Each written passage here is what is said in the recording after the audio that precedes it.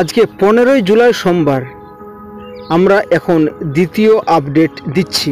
আবহাওয়া দপ্তরের সর্বশেষ আপডেট অনুযায়ী মৌসুমি অক্ষরেখা বাংলা থেকে সরে গেছে। বজ্র বিদ্যুৎ সহ হালকা থেকে মাঝারি বৃষ্টি হলেও ভারী বৃষ্টির কোনো সম্ভাবনা নেই আপাতত দক্ষিণবঙ্গে। সক্রিয় মৌসুমি অক্ষরেখা দক্ষিণবঙ্গের উপর থেকে সরে গিয়েছে, তাই বৃষ্টির পরিমাণ আরও কমে গিয়েছে এবং আগামী দিনে আরও কমবে। তবে বাড়বে আর্দ্রতাজনিত অস্বস্তি, ভ্যাপসা গরম। আলিপুর আবহাওয়া দপ্তর জানাচ্ছে, আগামী মঙ্গলবারের দিন অল্প বিস্তর বৃষ্টি হতে পারে দক্ষিণবঙ্গে। ক্রমশ বৃষ্টির সম্ভাবনা আরও কমতে থাকবে। তবে বুধবার ও বৃহস্পতিবার বৃষ্টি একেবারেই বন্ধ হবে দক্ষিণবঙ্গে। শুক্রবার থেকে ফের একটু আধটু বৃষ্টি হলেও হতে পারে দক্ষিণবঙ্গের বেশ কিছু জেলাতে, তবে না হবার সম্ভাবনাটাই বেশি থাকছে।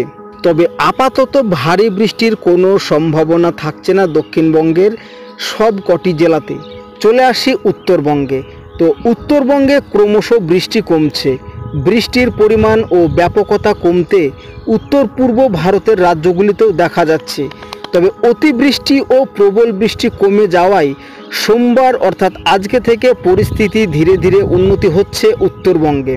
তবে এই সপ্তাহে বজ্র বিদ্যুৎ সহ হালকা থেকে মাঝারির বৃষ্টির সতর্কতা থাকবে উত্তরবঙ্গের সবকটি জেলাতে।